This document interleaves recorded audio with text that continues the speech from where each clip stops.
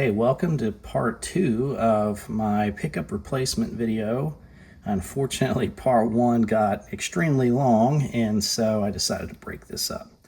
Now, if you remember from part 1, I said you probably don't need to mark anything because the bridge, in terms of the wire leads when I was fishing them through the cavity, because the bridge was going to be longer. And while it is longer, it's not so long that you would be confident that you have the right lead when you're wiring it in.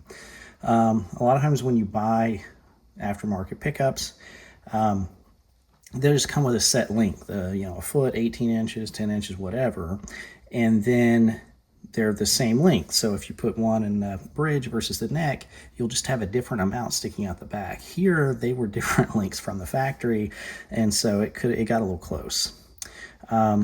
So we know that this is the bridge, and this is the neck with the tape on it. All right. So I don't generally like to cut the wire. I don't like to make this smaller. So what I'm going to end up doing is I'm going to install this into the guitar, and then I'm just going to shove the excess back up into the cavity. There is a very large channel here. We're not going to mess anything up. This one even has that plate over the back, the bridge pickup, as you saw. So we're not going to interfere with anything in doing that. There's not so much cable here that there's going to be an issue. So when you come with this type of a lead, this is the bridge. So it's going to go to this bridge volume pot. This is 50 style wiring, so this may not line up if you're doing something else, but for this, I'm going to go ahead and bend this capacitor out of the way. There's really two things once you have a harness that's kind of pre-wired, really two things you have to hook up. One is the pickup wire itself, and then the second is going to be the wire from the switch. So the totally open one, that's going to be for your pickup wire. The one that has your capacitor tied to it, that's going to be going to the switch. All right, so first things first. With this type, they call this pushback wire or pushback cloth wire. See how you can just pull it out? This, make it longer.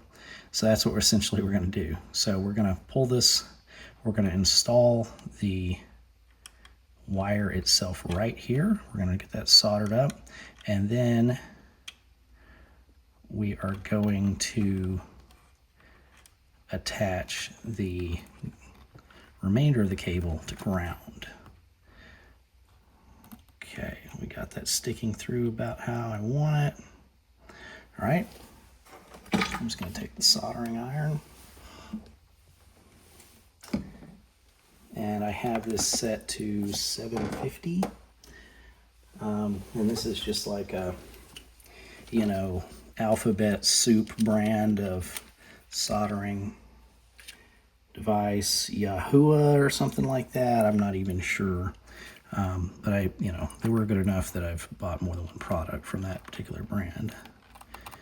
Okay, so now I'm trying to create space. This does get a little tight, and if you are not someone that's done this often, I would suggest, perhaps taping off around your cavity so that you don't risk spilling and,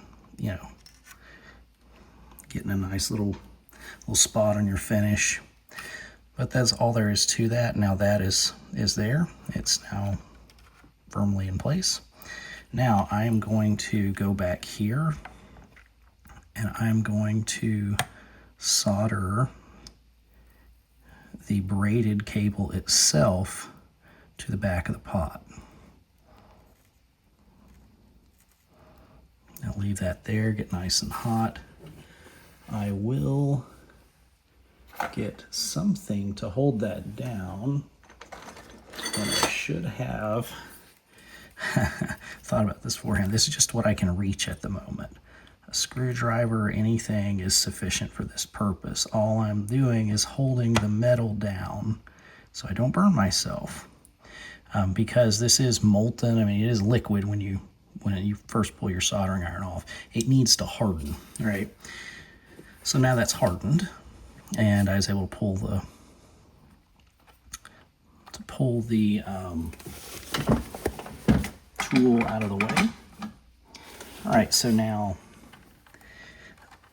when it's done, like I said, I'm going to go ahead and shove this back into the cavity. And one of the reasons is you do this, you need to either cut or shove into the cavity, because this is effectively ground and it will short out your connections if it inadvertently touches something. So if it, kind of falls over here and hits on, something that's supposed to be a positive, it will short it out. So there we go. That's nice and tucked out of the way. Should not come loose and cause any shorts. Okay, so now we're just going to do the same thing with the other pickup, the neck pickup. And I will go ahead and remove this bit of tape, so I don't want that in my cavity. And, again, I'm just going to, pull a little bit of that out. I didn't realize that you could do that for the longest time, by the way. And as a result, would painstakingly cut the wire and do all kinds of goofy stuff, to unbraid it and poke myself with the stupid braids, because it is metal. It does stab if you're not careful. So, yeah. It was nice when I eventually figured this out. And what I'm doing right now is just trying to go ahead and tuck some of this out of the way, because there's not a lot of space right here to work with. And I feel like this is just going to get in the way if I don't deal with it now.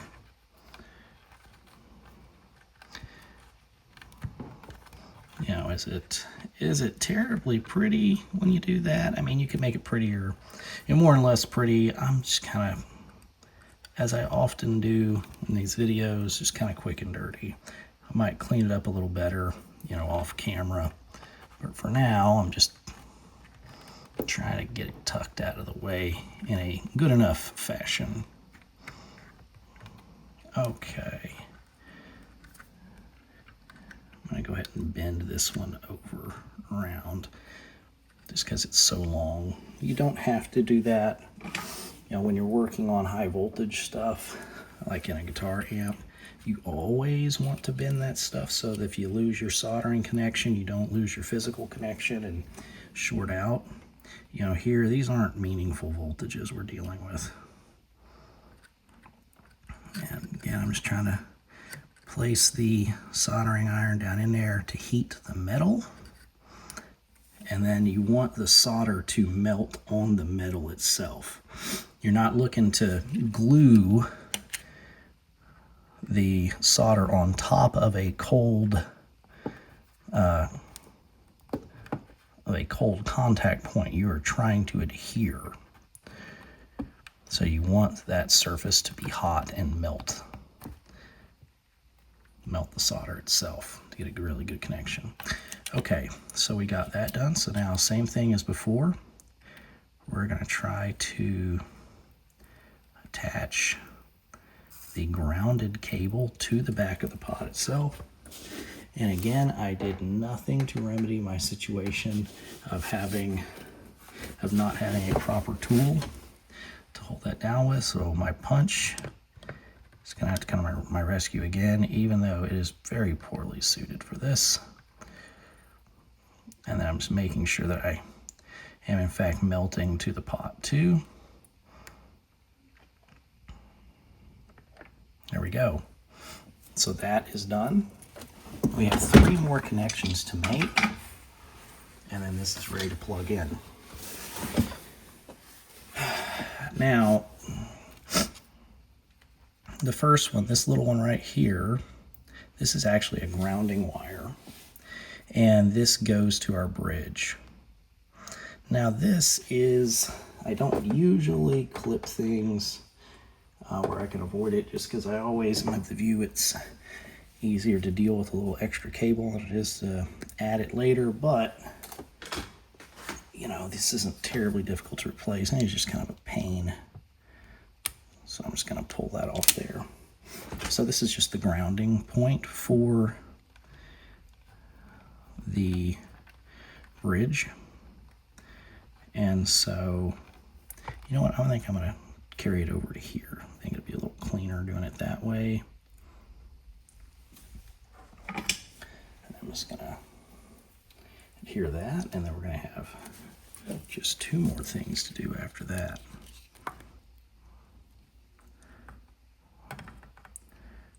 May have to hold it down like I did the others. A little harder to get down in here in this particular spot for some reason.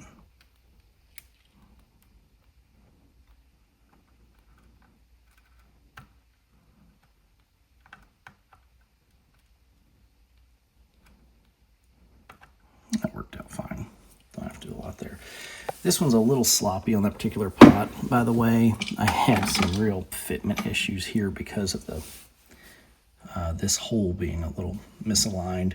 And when you're creating these harnesses, you create extra bend, extra wire there to deal with those issues.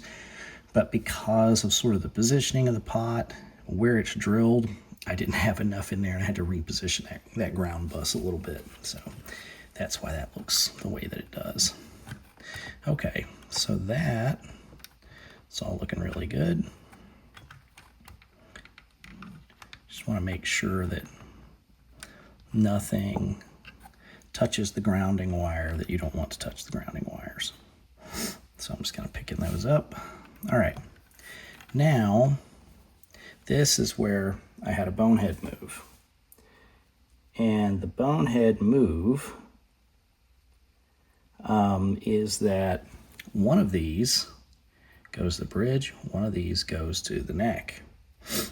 And if you're replacing your pots, take a photo before you do it, mark it.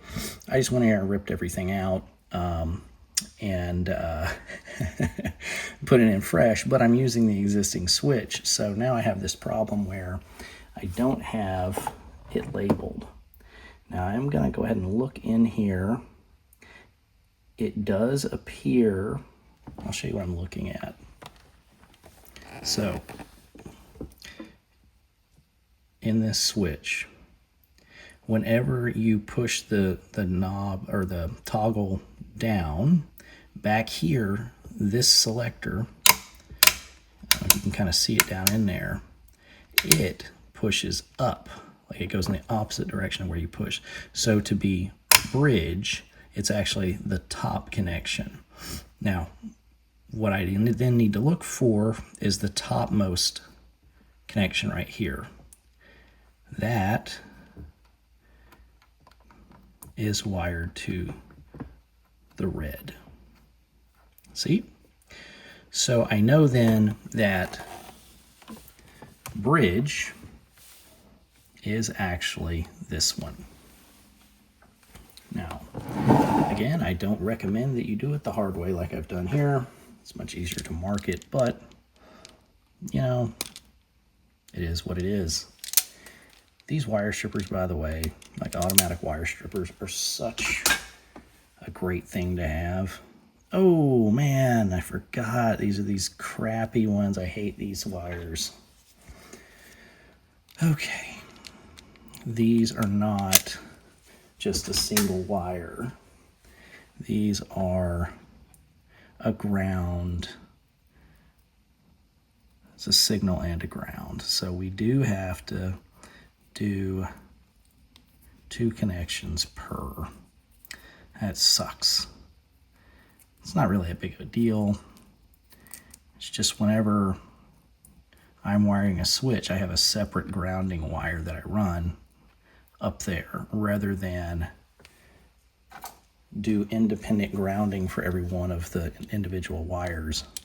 It sounds like, hey, that's a great thing, but it's really not. It's just multiple points for possible failure, in my opinion. So for this, and I will also say that this wire is not always the best in these, even for the switches. So I would not be entirely surprised if I had issues here and ended up needing to switch the wire. But for now, I'm going to go with fingers crossed.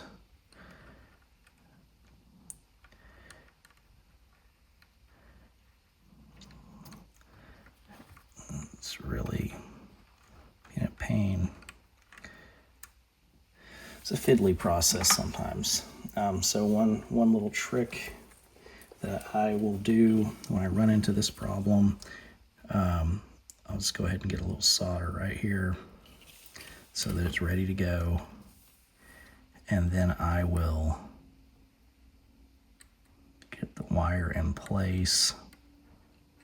Man, okay. It's kind of like unraveling on me sometimes when I put it in there. Okay, there we go. So now, hopefully I can get the solder to transfer over and harden on it.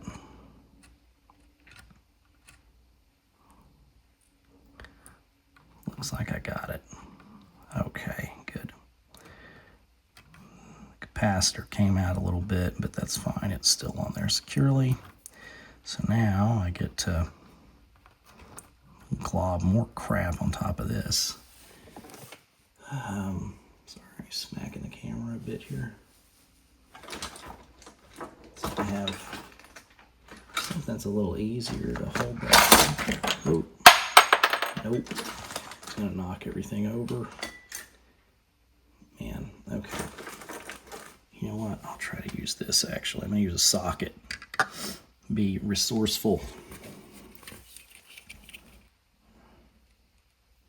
I'm going to take the same approach for the grounding that I did for the main attachment there, just because it's being a pain in the butt. I'm going to fold this out of the way here. And I'm just going to use that to this down in here. Hopefully I can get this heated a bit.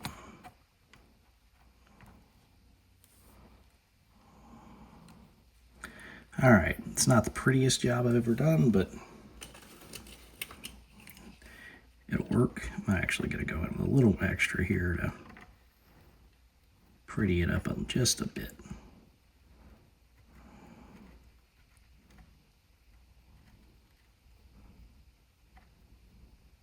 All right, so that's that one. Still going to have to do the next side.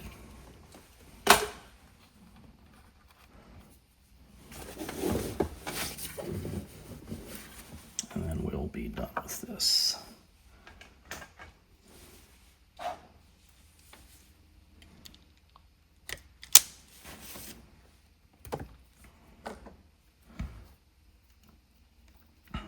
Man, look at this video getting super long too. I could pause it, of course, but I think it's probably better to see, you know, more realistically how long this crap takes sometimes, and to get a bit of a live walkthrough. If you don't like that, feel free to skip around, of course. And on this one, just because it's such a finicky little wire, I'm going to fold it like I did the other one. Like I did the other pickup wire, I mean. This spot's just a little more finicky to get the wire in without it popping around. Oh my goodness. Just stay put for a second, will you? Okay, looks like I'll be holding that down as I go. All right.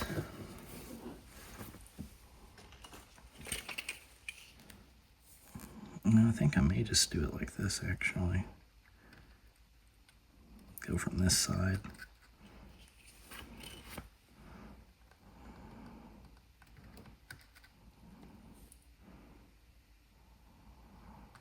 That's just fine. Okay, and then I will need to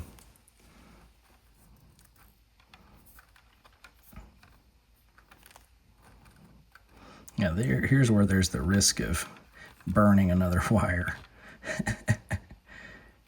That's something certainly I have to be cognizant of. You know, if I were, you know, similar to what I've said in other videos, if I were working on a very valuable guitar, I might be a little more careful on some stuff like this, but for right now, I'm just not overly worried about this guitar and, you know, impacting future value or anything like that. That one's chasing me though. It's like, burn me for the camera. It's really kind of creepy, I don't know. It's just me.